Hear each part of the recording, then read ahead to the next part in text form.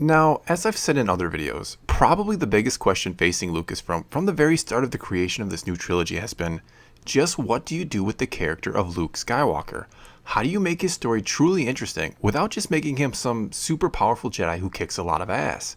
Because obviously, he's going to have become a very powerful Jedi in the 30 years since the end of Return of the Jedi, and if he hasn't, nobody's going to be happy about it or even believe it. And if they've also held true to what George Lucas once said, that Luke would become the most powerful Jedi ever, how do you create a legitimate threat for him without just making some ridiculously powered villain, which immediately makes this trilogy about just these two, since no one else could ever hope to have an impact in such a heavyweight fight, which would pretty much render the new characters, mainly Kylo Ren and Rey, pretty much irrelevant, which is of course not what they want to do. And if Snoke isn't as powerful as Luke, and honestly, I don't think he is, why doesn't Luke just go out and handle him? Well, the answer a lot of people think that Lucasfilm has come up with is to make Luke a broken and defeated man at the start of Episode 8. That after everything he's gone through in his life, and probably more specifically the recent destruction of his new Jedi Order, he just can't take it anymore and has sought out seclusion at the First Jedi Temple. And that's the reason why he's not around to help stop Snoke and his First Order as they wreak havoc on the galaxy. And though I may not love that idea, perhaps that could make for an interesting story. But it does have some problems, not the least of which is, if Luke does eventually overcome his issues, and I can't imagine he won't, and rejoins the fight, we again run the risk of making Rey feel irrelevant and overshadowed in this story. It'd be similar to if in The Empire Strikes Back, when Luke is ready to abandon his training to help his friends on Cloud City, if Yoda had said something along the lines of, "Hey Luke, this is no doubt a trap of Vader's, so you know what? I'm going to come with you and turn the tables on Vader and take this opportunity to destroy him, because considering he probably thinks I'm dead, I'm about the last thing he'd ever expect to show up." And then the rest of the original trilogy is no longer about how Luke eventually saved his father, but how Yoda went on to save the galaxy. Yeah, that's still a pretty cool story, no doubt, but it was really supposed to be Luke's story. Anyway, another problem we have by making Luke a broken man that ran from the fight is that it means Luke has abandoned his friends to fight on their own. And if you truly understand Luke's character and everything he went through in the original trilogy to redeem his father, that seems like about the last thing he'd ever do unless he absolutely had to leave them. So maybe that's it. That's the answer. Luke had to leave them. That he's not a broken man, but rather that he had to isolate himself because he's become so powerful that he's too powerful. And he doesn't know how to handle it, and he's afraid of what he might do. And maybe he went to the First Jedi Temple to try and learn how to harness and control all this power he has, to learn about what it is he's becoming before it gets out of control. What if after his new Jedi Order was destroyed and his students were murdered by his nephew that had betrayed him, the rage and anger swelled up inside of him, and he felt the full power and potential of the dark side, and realized just how dangerous he had become with all of this power. And maybe he even had some type of moment of clarity, and as he says in the Last Jedi teaser trailer, he realized that it's much bigger, and needed to learn more about, well, everything. Maybe he's beginning to understand that there is more to the light, the dark, and the fragile balance between them. And what if, as odd and ridiculous as it might sound, when he got to the First Jedi Temple, Luke found a way to suppress or contain his powers, but it requires him to remain there, and that it also has something to do with why the cosmic force went dormant after the new Jedi Order was destroyed, as stated in the Force Awakens visual dictionary.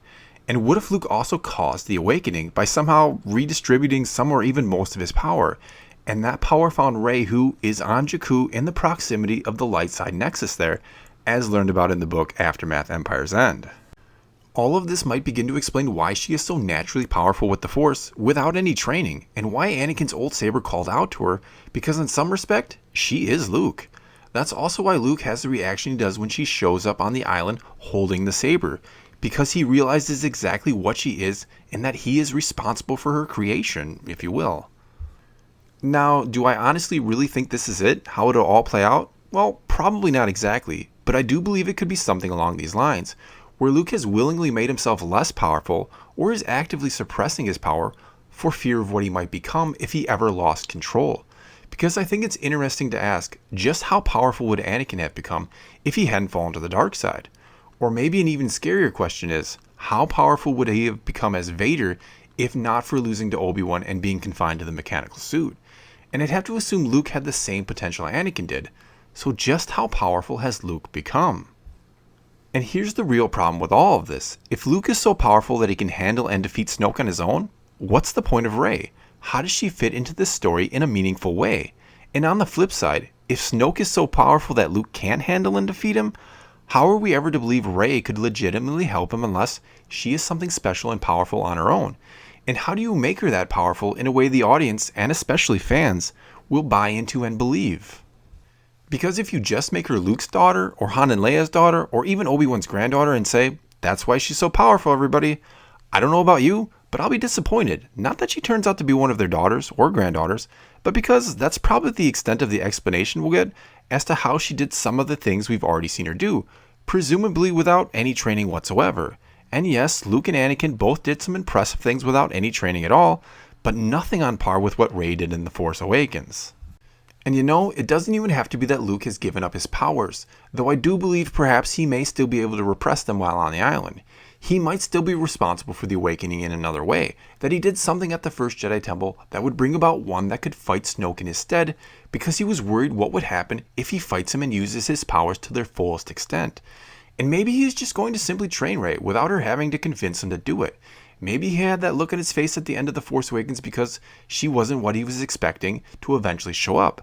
Because keep in mind that once upon a time, Luke was just like her, a kid that had no idea what he was getting himself into.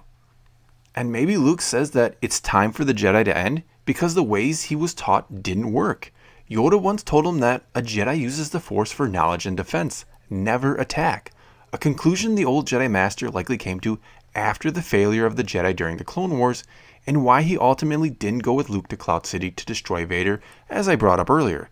But maybe Luke doesn't agree with that anymore, and feels like if he'd gone after Snoke and destroyed him as soon as he learned of his existence, he would have never lost his nephew Ben to the dark side, and his whole new Jedi Order wouldn't have been destroyed as a result. I believe Luke is the last Jedi because there will never be another like him. For right or wrong, he is going to let the old ways die with him. And instead of training Rey anything like Yoda taught him, Luke is going to start by teaching Rey how to fight, how to be a warrior of the light side so that she can take on and destroy Snoke, and perhaps this is why Mark Hamill fundamentally disagrees with the direction his character is taking, because he doesn't agree that Luke would abandon the old Jedi beliefs and stray so far from what the Jedi are supposed to be like. And even if I'm way off here, which I may very well be, they still have to find a way to make Rey feel like a big and important part of this story, and not to let Luke steal all the glory. And that's not going to be easy to do, especially when you consider I think some people would be just fine if Luke was once again the hero in the end.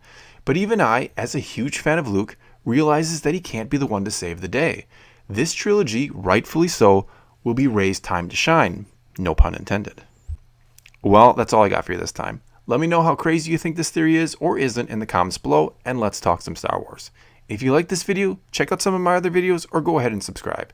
If you've already done all that, then thanks for your continued support. If you want to know when I upload new videos, hit the notification button or just follow me on Twitter. And as always, thanks for watching.